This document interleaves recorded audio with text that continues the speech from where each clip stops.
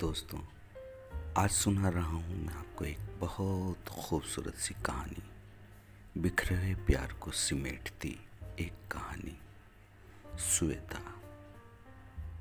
सुबह बिस्तर से उठते ही मैं झट से छत पर चला जाता और दूर एक बड़े नीम के पेड़ के उस पार बना श्वेता का मकान, जिसकी छत को बस निहारता रहता, श्वेता की एक झलक पाने को। क्यों रे, ये सुबह उठते ही तू रोज छत पर क्यों चला जाता है? माँ, वो सूर्य प्रणाम के बिना मन को शांति नहीं मिलती ना। सूर्य प्रणाम घंटों में होता है क्या? हाँ माँ, पंडित जी कहते हैं जब तक सूर्य की किरणों एक एक तन के अंग पे ना पड़ जाए तब तक उद्धार नहीं होता। तो पिछले महीने 10-12 दिनों तक क्या सूर्य नहीं निकला था? अरे नहीं श्वेता मामा के, मेरा मतलब है सूर्य जब नारंगी से श्वेत चंदा मामा जैसा हो जाए तब प्रणाम नहीं करना चाहिए। माँ, तू बहुत सवाल करती है, ये सब तेरी समझ में नहीं आएगा, बड़े ज्ञान की बात है।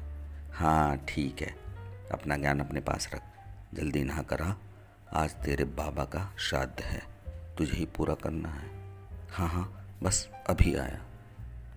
बाबा का श्राद्ध पूरा करके रोटी के कुछ टुकड़े छत पर कौवों को खिलाने के लिए मैं कोशिश करता कि छत पे बार बार जाऊं, ये देखने के लिए कि कोई कौवा रोटी खा रहा है या नहीं। अरे किशन, अब क्या कौवों को पकड़ कर खिला रहा है? नीचे उतरेगा भी या नहीं? आया माँ। मैं रोज़ इसी तरह के बहाने ढूंढने लगा था छत पर जाने के लिए। कुछ ही दिनों में हमारा कॉलेज खुल गया। श्वेता, क्या हुआ तुम्हें? तुम इतनी कमज़ोर कैसे दिख रही हो? किशन, बुखार ने तोड़ कर रख दिया। क्या? मुझे क्यों नहीं बताया? कैसे बताती, फ़ोन भी तो ख़राब हो गया था। क्या? और मैं परेशान था कि फ़ोन का स्विच ऑफ कैसे है। किशन, कॉलेज आने की हिम्मत नहीं थी मुझ में, तुमसे मिलना था इसलिए आ गई। किशन, मुझे तुमसे कुछ बात करनी है। हाँ बोलो ना। किशन, मैं अब आगे नहीं पढ़ूंगी, पापा रिटायरमेंट ले रहे हैं और जल्दी ही मेरी शादी करने वाले हैं। शादी? इतनी जल्दी? पापा कहते हैं ग्रेजुएशन हो गया है, अब आगे पढ़ने की ज़रूरत नहीं है। और वो हमारा बिजनेस प्लान, उसका क्या होगा? अब मैं घर चलती हूँ, टाइम निकाल कर तुम घर पर आकर पापा से बात कर लेना। ठीक है, आऊँगा।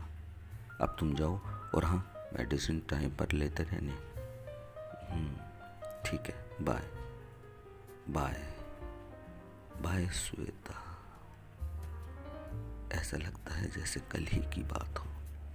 श्वेता बड़ी अच्छी थी, उसकी मुस्कुराती आंखें, मीठी मीठी बातें और बाल तो जैसे, बस क्या बताऊं, बहुत लंबे थे। किशन बेटा, थोड़ा पानी दे दे पीने को, ये खांसी तो मेरी जान लेकर जाएगी। हाँ माँ, अभी लाया। मैंने माँ को पानी दिया। बेटा, तू अभी तक क्यों जाग रहा है? नींद नहीं आई क्या? टाइम क्या हुआ है? माँ, 2 बजे हैं। क्या?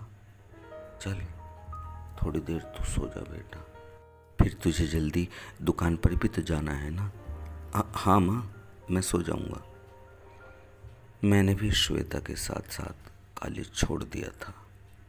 काफ़ी कोशिश की मगर कहीं अच्छी नौकरी नहीं मिली, तो शहर के एक चौक पर मैंने छोटी सी कन्फेक्शनरी की दुकान खोल ली थी। अभी 3 महीने पहले श्वेता भी आई थी मेरी दुकान पर, उसकी शादी हो चुकी थी। अब तो वो और भी खूबसूरत दिखने लगी थी, पर न जाने क्यों मुझसे ठीक तरह से बोली नहीं। 5 मिनट ही ठहरी थी, फिर चली गई। उसकी बातों में बहुत पेंच थे, अनगिनत तंज थे। लगता था जैसे वो बस मुझे ही अपराधी मान रही थी। वो समझती थी कि मैंने कोई कोशिश नहीं की, वरना आज मैं और श्वेता दोनों पति पत्नी होते। मगर उसके पापा ने जो मुझसे कहा उसे क्या पता। खैर, राज की बात है, कोई बात नहीं। क्या टाइम हुआ है? अरे अरे अरे अरे, ये तो उठने का टाइम हो गया। चलो थोड़ी देर और सो लेता हूँ। बेटा, शाम को आते वक्त डॉक्टर से मिलकर आना, कहना मेरी खांसी की दवाई बदल कर देगा। सारी सारी रात बैठी रहती हूँ। हाँ माँ, लेता आऊँगा। अच्छा, अब चलता हूँ। जा बेटा। कैसा खिलखिला रहता था बच्चा, न जाने किसकी नज़र लगी मेरे लाल को। हे भगवान, मेरे बच्चे की रक्षा करो। चाची, चाची, अरे कहाँ हो? अरे शीला, आजा, बहुत दिन बाद आई है। हाँ चाची, पहले ये बताओ तुम्हारी तबीयत कैसी है?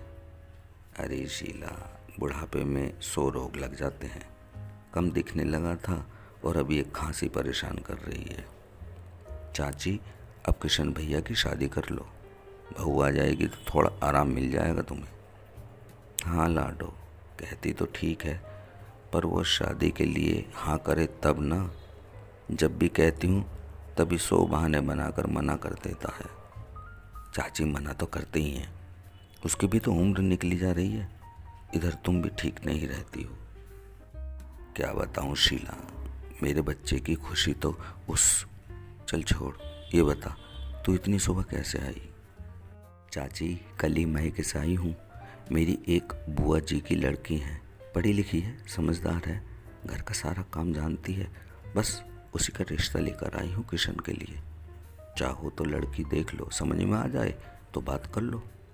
अच्छा चल, मैं किशन से बात करके बताती हूँ। अरे श्वेता, तुम कैसी हो? मैं ठीक हूँ, तुम सुनाओ।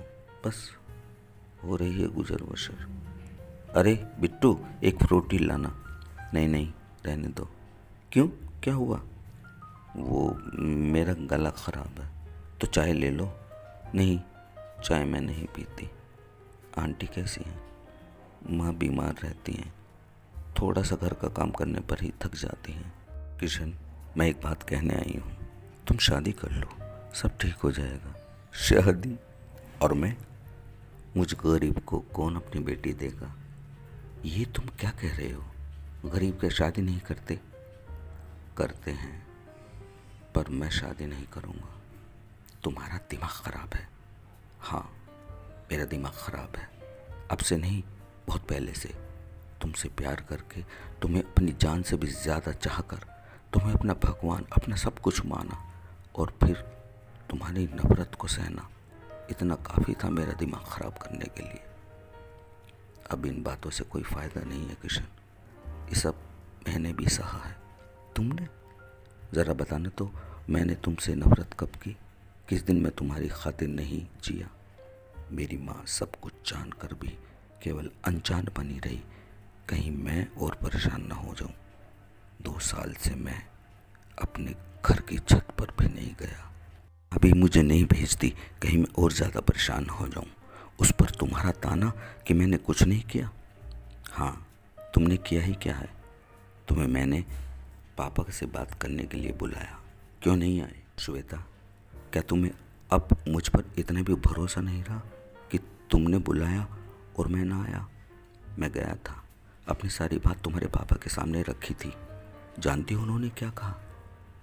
नहीं बता सकता।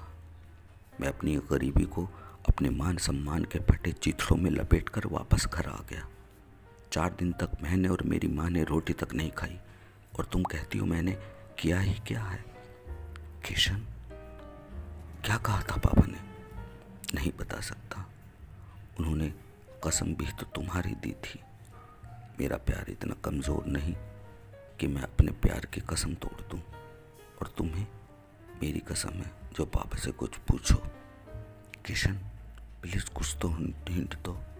नहीं, अब देखता हूँ मैं भी कि तुम्हें मुझसे प्यार था या नहीं। मेरी कसम कब तक निभाओगी? श्वेता आंखों में आंसू लिए दुकान से लौट आई थी। आज पहली बार उसकी मुस्कुराती आंखों को मैंने रोते हुए देखा तो जैसे मेरा दिल तड़प उठा था। मैं उसे रुलाना नहीं चाहता था, उसके बाद कई महीनों तक वो मुझसे मिलने नहीं आई। मेरा मन भीतर ही भीतर खोखला होता जा रहा था। मेरा मन बेचैन था उसको एक नज़र देखने के लिए। काम में भी मन नहीं लगता था। दुकान कभी खोलता कभी नहीं। हो सकता है वो आई हो और दुकान बंद देखकर वापस लौट गई हो। आई तो ज़रूर होगी। बेटा, तुझे क्या हो गया?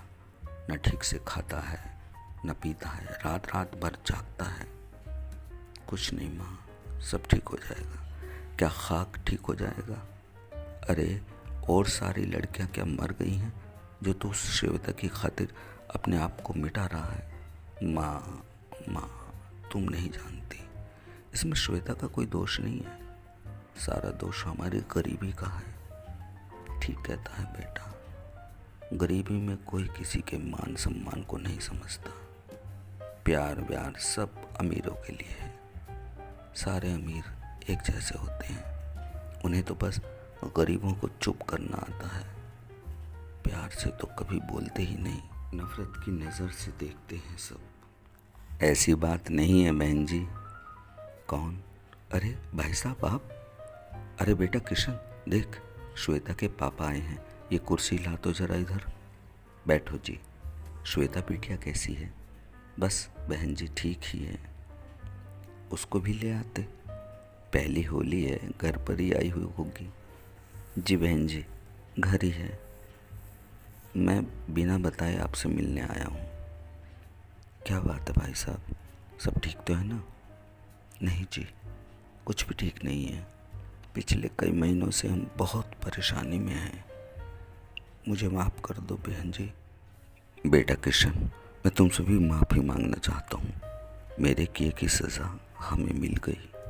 अरे नहीं अंकल, आप बड़े हैं, इस तरह माफ़ी मांगकर क्यों शर्मिंदा कर रहे हैं? जो होना था सो हो गया। विधाता को यही मंजूर था। बेटा तुम बड़े अच्छे हो। पर भाई साहब बात क्या है? माफ़ी किस बात की मांग रहे हो? बहन जी, मेरे दामाद ने श्वेता बिटिया से तलाक ले लिया। क्यों? क्या बात हुई? वो लड़का चाल चलन से ठीक नहीं निकला। श्वेता जिस दिन से उस घर पे गई है दुखी ही है। कहती है तो गाली गलौज करते थे। अब श्वेता हमारे पास ही है। बेटा किशन, क्या तुम मेरी बेटी की खुशियाँ लौटा सकते हो? बहन जी, मैं कहने का हकदार तो नहीं, पर एक बेटी का बाप हूँ। अगर आपकी इजाज़त हो और किशन की मर्जी, तो श्वेता आपके घर की बहू बनना चाहती है। भाई साहब, मेरी इजाज़त तो पहले से ही थी, अब तो किशन ही जाने। बेटा किशन, मैं तुम्हारे हाथ जोड़। अरे अरे अंकल, ये आप क्या कर रहे हो? आप जो चाहते हैं वही होगा। सच बेटा, तुमने मेरी लाज रख ली। अरे किशन, जा रसोई में जा, देख मीठा हो कोई लेके आ। भाई साहब का मुंह मीठा करा दे। और आखिरकार किशन की ज़िंदगी में फिर से एक नया नारंगी सूरज उगा। श्वेता और किशन शादी के पवित्र बंधन में बंध गए। वो राज ही रहा और नीम का कड़वा पेड़ भी कट चुका था। अब सूर्य प्रणाम के लिए किशन अपनी छत पर नहीं जाता था, सूरज ही उसके आंगन में उगता था। हर रोज़ एक नया सूरज। दोस्तों, कहानी अगर ज़रा भी पसंद आई है तो प्लीज़ चैनल को लाइक, शेयर और सब्सक्राइब करना बिल्कुल मत भूलना।